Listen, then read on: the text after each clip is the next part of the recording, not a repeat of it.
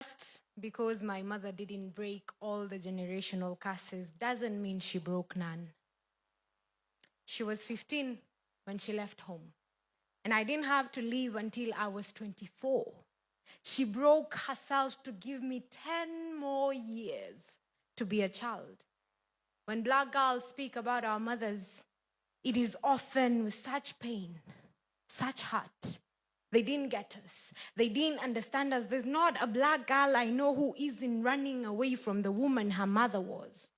But that is a privilege we get only because of the women our mothers are. When my mother was 17, I was 2. She carved a whole world out of herself for me. I hope I never have to be my mother. But let me tell you about the woman my mother is. I'm not afraid to reinvent myself because I have seen my mother do it countless times. She built a whole world, tore it down, built another, abandoned that one only to build again. And even now, I see her trying to fit my whole world into hers, to somehow understand, somehow make room for a whole new world, mother. While you are still alive, let me give you your flowers.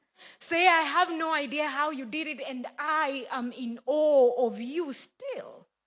When my mother was 17, she left her marriage with my father. I am still wondering at the courage of that teenage girl. My mother doesn't tell me stories of when she was a girl. She doesn't tell me who she was before I met her. Before I came into her life, I wonder if it's because she never had the chance to be a girl. There are times she sighs and says, hey, at least my children are not where I was. Nimewapeleka mahali. Nimewasongesha mahali.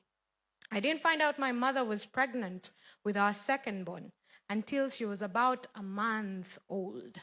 That woman can hide a whole world in herself. And I am just learning how much that takes. I don't write poetry that has punchlines. I write poetry that breaks your heart. Poetry that asks you to feel the pain because the only way out is through. And you only heal the pain you feel. My poetry is a song for my mother, for all the pain she carries within herself because she'd be damned if a drop of it was to spill to her children. My poetry is a dance to the tune of my grandmother's laughter. Oh, but I have known women of valor. My poetry is an awakening, standing on the sacrifices of generations of women who have come before me. And I never want to be a woman who sacrifices herself.